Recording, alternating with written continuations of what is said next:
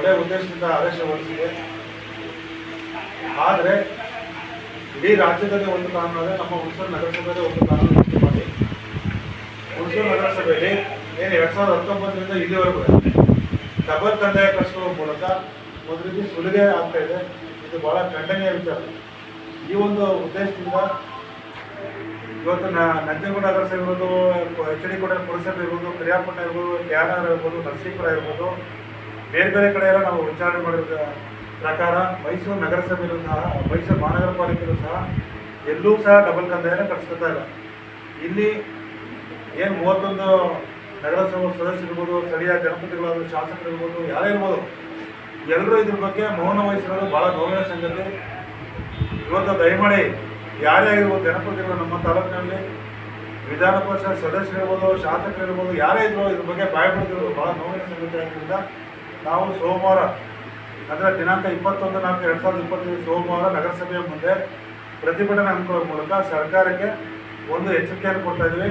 ಈ B ಖಾತಾದಲ್ಲಿ double ಕಂದಾಯನ ಕಳಿಸ್ಕೊಬೇಡಿ, ಅಕಸ್ಮಾತ್ ಆದೇಶ ಇದ್ರೆ ತಮ್ಮಲ್ಲಿ ನೋಟಿಸ್ ಬೋರ್ಡಲ್ಲಿ ಹಾಕ್ಬೇಕು ಅಂತೇಳಿ ನಾವು ಮನವಿ ಮಾಡ್ತೀವಿ.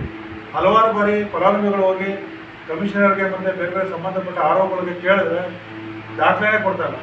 ಯಾವುದೇ ಕಂದಾಯ ಕಳಿಸ್ಕೋಬೇಕು ಏನೇ ಇದ್ರು ನೋಟಿಸ್ ಬೋರ್ಡಲ್ಲಿ ಹಾಕ್ಬೇಕು. ಅವರು ಡಬಲ್ ಇಲ್ಲ ಟ್ರಿಬಲ್ ಕಂದಾಯ ಕಳಿಸ್ಕೊಳ್ಳಿ, ನೋಟಿಸ್ ಬೋರ್ಡಲ್ಲಿ ಹಾಕಿ ನೀವು ಇಷ್ಟು ಕಂದಾಯ ಕಳಿಸ್ಬೇಕು, ಇಷ್ಟು ಸರ್ಕಾರಿ ಗೈಡ್ಲೈನ್ ಇದೆ ಅಂತೇಳಿ ಹಾಕ್ಬೇಕು, ಅದು ಹಾಕಿಲ್ಲ.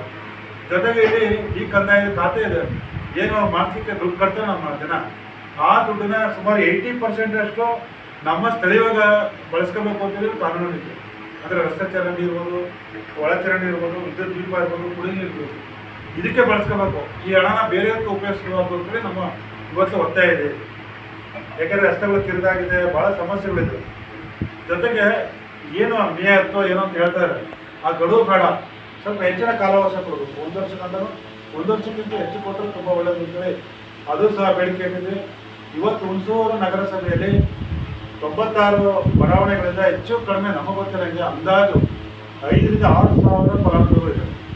ಇವತ್ತು 50,000 ಕಟ್ಟೋನಿಗೆ 1 ಲಕ್ಷ ಕಟ್ಟಿರೋದು, 1 ಲಕ್ಷ ಕಟ್ಟೋನಿಗೆ 2 ಲಕ್ಷ ಕಟ್ಟಿರೋದು, ಈ ರೀತಿ ಒತ್ತಡದಲ್ಲಿ ಎಲ್ಲ ಜನ ಸಿಲುಕಿದ್ದಾರೆ. ಇವತ್ತು ಬಡ್ಡಿ ಅಲ್ಲಿಂದ ತಂದು ಕಟ್ಟಕ್ಕೆ ಯಾರು ಸಾಧ್ಯ ಇಲ್ಲ.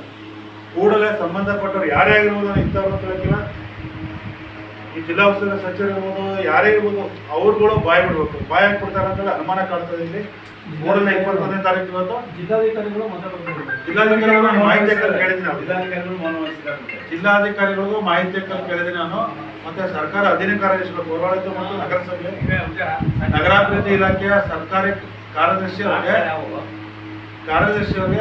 ನಾನು ಮಾಹಿತಿ ಅಡಿಯಲ್ಲಿ ಕೇಳಿದ್ದೀನಿ. ಏನಾದರೂ ಆದೇಶ ಇದ್ರೆ ದಯಮಾಡಿ ಕೊಡಿ ಮಾಹಿತಿ ಅಂತ ಕೇಳಿದ್ರೆ 8 ದಿನ ಆಗಿದೆ, ಕೊಡ್ಬೋದು.